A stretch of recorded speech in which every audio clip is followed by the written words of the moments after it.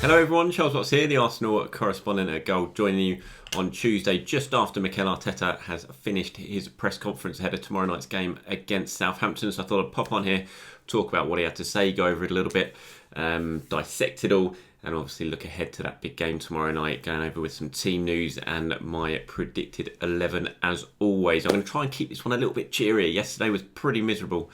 I know it was. I mean, it was hard not to be, given what happened on Sunday night. And although this will be a little bit miserable because obviously it's talking about the current state of play at Arsenal, I'm going to try and at least not be so damn depressing that you have to stare at me with that look on my face for the next 15 minutes or so. Right, let's get into it because there was plenty discussed at the press conference today. And let's talk first about Mikel Arteta. I've got the quotes out down here, so you probably see me looking down at my computer. But Mikel Arteta was obviously asked about the pressure he's under. You know, is he feeling the pressure? Is he the man to take this club forward still? You've got to remember last night, Edu gave a talk. He sat down with a few of the national newspapers last night, or yesterday, Edu, and they came out last night, the quotes. And Edu gave Mikel his back in, talked about the need for time, the need for stability at Arsenal after so much dramatic change in the last few years, really. Some have perceived it as the old vote of confidence for Arteta. I'm not quite sure it is that. As I've said before, there's a lot of belief in this project at Arsenal, the whole Arteta project, and I'm not expecting them to rip it all up right now. Obviously, he has to get results. I've said that. And if he doesn't get results and get them quickly, then this whole project might have to get ripped up just because of the fact he can't win a game. So he needs to get results. But I think if he does manage to do that, then this will certainly trundle on until the summer, when the next phase of this project can really kick on, with a lot of players leaving and a lot of players coming in. So obviously he was asked about Edu and all that, and he was asked if he still believes he's confident that he's the man to take this forward, and he said yes, 100%.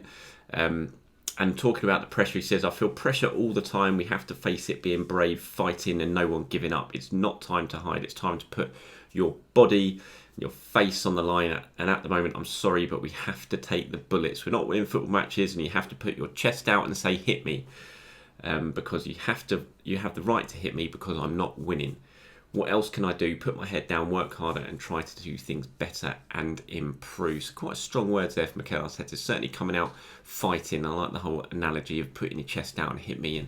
And he was asked, is it right, really, that he's the one taking the bullets at the moment and not the player, because he's the public face of Arsenal? And he says, it's natural, I accept it, it's part of the job. When you're not getting results, at the end of the day, it's the manager who has the maximum responsibility to do this.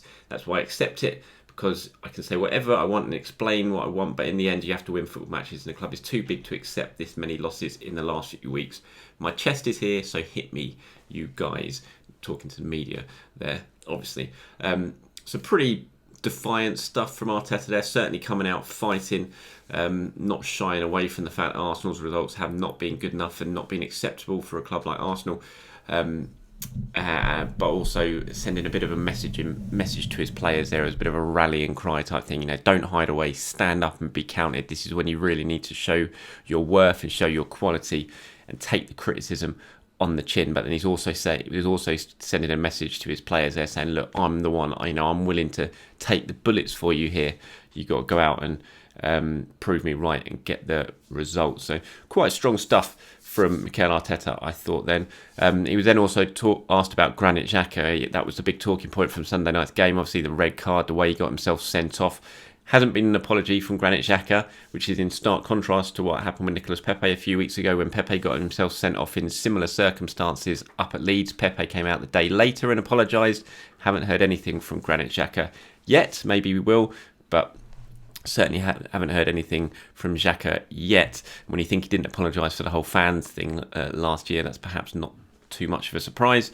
And he was asked, has he apologised to his teammates? And Mikel said, whatever happens internally, I'm sorry, we cannot discuss. It's been resolved internally, and that is what I can say. So not saying whether he's apologised or not to his teammates, but saying the matter has been resolved internally. There's been a lot of talk and reaction to the red card, and whether basically it's going to have an effect on Xhaka's future at Arsenal. Is his future up? There had been stories that Arsenal are now willing to listen to offers for Xhaka either in the winter window or in the summer.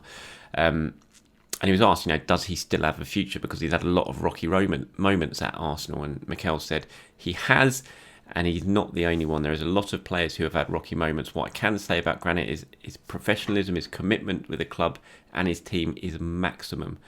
He knows, and we all know that he had a moment where he lost it. I know the reason why, but what I cannot do is throw everything he has done away because he's made a mistake. We all make mistakes, and I'm here as well to protect the players when I see that they deserve that. And for sure, Granit is one of them for the way he approaches every training session, the way he does things right, and the professional that he is. So a bit of back in there for Granit Xhaka from Mikel Arteta, saying he does still have a future at the club and he's not willing to throw everything away just because he made a mistake. Right, well, a few other things he was asked about and talked about during a press conference, one of which, that man Mesut Ozil. I covered this in yesterday's video actually because he said something similar. I think it was before the Burnley game. I didn't actually see it because I was at the ground, but I think it was to Sky, possibly before the Burnley game. But he was asked again, is this situation now that Arsenal find themselves in, the lack of creativity, is this going to mean a return for Ozil once he can return at the end of the January window and Arsenal have to resubmit their 25-man squad for the Premier League? Could we see Ozil come back? To which he just said, we will address that situation when the window opens and see what we can do. Now I am just focused on tomorrow's game. So not really much of a response. I think it's a fairly similar answer to the one that he gave last time out before the Burnley game when asked about Ozil possibly returning. As I said yesterday, I still think it's unlikely, even though it's clear that Mesut Ozil would probably make a difference to this Arsenal team. I'm not saying he'd be the saviour or anything like that, but when you look at how poor they are creativity-wise and what Mesut, we know, offers to the team, there's no doubt that you would probably say that Arsenal would be certainly in some games would be a better, stronger outfit, certainly in an attacking sense with Mesut Ozil in the side, but I still think it's unlikely. I think it would make Mikel look pretty weak if he reversed his decision and brought Ozil back into the squad for the final months, especially when you consider he's going to be leaving in the summer anyway. So I would be surprised, but hey, you never know. Stranger things have happened in football. Also asked about Lucas Torreira, actually. Torreira's not having the greatest of times in Atletico, which is a bit of a surprise. I thought he was going to do well over there, but he's struggling to sort of adjust and settle in. He's struggling in a little bit for game time. I think he's only had a couple of starts for Atletico, and there have been reports that he may well come back in January, and Arsenal would either look to move him on again, either be loan or sell him on a permanent basis in January. And he was asked about that, and he said, we've been dealing with that situation, but again, when the market opens and we have the possibility to bring players in and get players out, whatever we have to do, we will discuss it. I cannot comment on that. When then asked, is he definitely coming back? It's a bit of a strange one for Torreira. Not the greatest of situations actually for Arsenal, because I think we all thought, I certainly did, that Torreira was going to have a decent time at Atletico Madrid. It felt like the right club, the right manager for him to excel and really get himself back on track. But it hasn't quite happened for him yet. I'm not saying he won't, but if it doesn't, and if he does have to come back early, it's not going to be great for Arsenal because obviously there's no obligation to buy. It'll be another year gone on his contract at Arsenal, and he's sort of looking at his value, and it's kind of going down all the time. And I think the plan or the hope was he was going to go to Atletico, have a very good season, and that value would actually increase, and Arsenal would be in a better situation next summer when it comes to trying to cash in on Lucas Torreira, because it's pretty clear he's not got a future here. He didn't settle in England or anything like that. So not an ideal situation for Arsenal, one they have to think about carefully, because yes, they want the best for the player, but I also kind of want to protect their asset and protect the value of their asset. So it's a big decision for them to make in January when it comes to Lucas Torreira. Other questions for Mikel quickly before I move on to the Burnley game. There have been obviously reports of squad unrest at Arsenal, certain players unhappy at lack of playing time, things like that. There's been suggestions that David Luiz and Mikel Arteta have fallen out to an extent where they're not even talking, something Luiz's people have immediately responded to and denied. But certainly stories of squad unrest and changing room unrest, which is no surprise really when you're looking at players like Socrates and Ozil, who are popular players, not being involved in the squad. It's always going to be kind of disruptive. That was the issue Arsenal had with not being able to get enough players out in the summer and leaving them with this too big a squad where they've had to leave players out. It's always a dodgy situation because it's going to open yourself up to this sort of situation where players are going to be unhappy and they could end up being disruptive behind the scenes rather than being out and about playing somewhere else and just getting regular game time, which is when a player is happy. If he's not playing and he's no possibility to play, he's not going to be happy, and that is where maybe with mates in the change room it could lead to sort of factions being built and disruptive influences, that sort of thing. Now, Mikel was asked about that. He said, can you tell us, is the squad happy? He said, well, I said it many times, when you have the squad that we have at the moment for different circumstances, it is impossible to have 31 happy players in the camp. It is absolutely impossible. I don't know any club in the world who has them. But obviously, when you lose again, these things are going to come out and try and put more pressure and be disruptive. I'm not interested in any of that. So Mikel kind of talking about what I said there at the start of this video is always going to lead to this situation by having these too many players in the squad. There's always going to be people who are unhappy, and that could lead to disruptive influences filtering in to the changing room and in and around the training ground. So I think Mikel's certainly got his eye on January and looking to try and do as best as he can to get some players out and limit the number of players that he has in his squad, and certainly limit the number of players he has who aren't even playing or registered to play, because it's not a good situation for anyone. Not a good situation for the players, certainly not a good situation for Mikel Arteta when it comes to keeping squad harmony. And I think we all know that squad harmony is very, very important, whatever level of football you are playing at.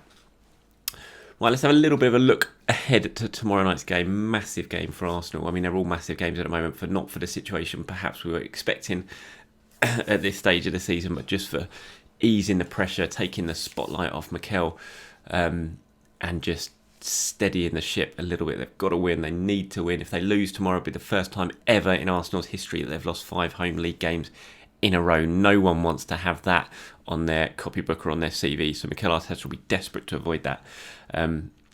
But you do look at Southampton, the form they've shown this season, the way they play under Hassan Özil. They're a good team, and they're very good away from home as well, so it's not ideal for Arsenal. And Arsenal are going to have to be a hell of a lot better than they have been recently if they're going to get a result against Southampton. They're certainly going to have to create fair more chances and be clinical when they do arrive. So team news-wise for the game against Southampton, there's no Granit Xhaka and Hector Bellerin. Obviously, both of those two are suspended following Bellerin having 5 yellow cards, so he's got 1 game out. Xhaka's red card, obviously he's got 3 games out. Partey, unfortunately, isn't going to make it. Thomas Partey's not going to be fit. David Luiz, we wait to see on David Luiz. He's been training with his head injury and that he sustained against Wolves, but not yet been picked and ready for to be playing. He was a doubt. They were hoping he might be available against Burnley. I think the situation is pretty similar for this one tomorrow night. Expecting Arsenal to put out a proper team news update at some point today. By the time you're watching this, they may well have already seen it, but I think David Luiz is certainly going to be classed as a doubt for the game tomorrow night. Nicolas Pepe is back, obviously, which is good news. He served his 3-game ban after that red card against Leeds United, and I fingers crossed that Nicolas Pepe plays, because he should be going straight back into this team. I just can't. Willian cannot be starting again on Wednesday night. I don't know what message that will put out if Willian continuously gets himself in the starting 11 for the performances he's putting up at the moment. And that doesn't just go for Willian, that goes for a few players. I want to see plenty of changes tomorrow. Unfortunately, I don't think we will, because I haven't seen any evidence of that with Mikel yet, that he will do that. But I would certainly like to see changes. I'll tell you what, I'll go through my predicted 11 now for the game, and then I'll go through the 11 that I actually want to see play against Burnley. So my predicted 11 is this: it's Bernd Leno in goal. I'm going to go for Cedric at right back in place of the suspended Bellerin. I'm going to go for Holding and Gabriel and Kieran Tierney, completing the back 4. Then I'm going to go with Ceballos and El Neni. Remember, this is my predicted 11. This is what I think Mikel will choose, not what I want to see.